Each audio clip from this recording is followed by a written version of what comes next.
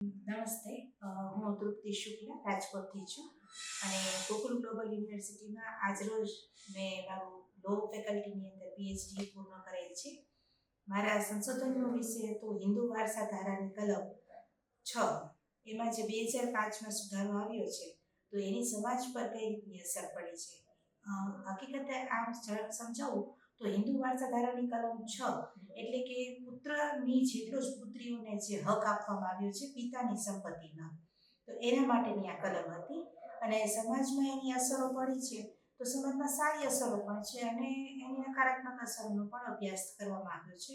અંતે કન્ક્લુઝન કહું તો એટલું જ છે કે કાયદાઓ તો બહુ સરસ આપણા સુપ્રીમ કોર્ટ દ્વારા ને બધા તજજ્ઞો દ્વારા બનાવવામાં આવે છે, પણ ગ્રાઉન્ડ લેવલ ઉપર એમનો અમલ થતાં બહુ વાર લાગે છે અથવા તો એમનો અમલ ઘણી વખત થતો નથી, કારણ કે લોકો એ માટે જાગૃત નથી હોતા.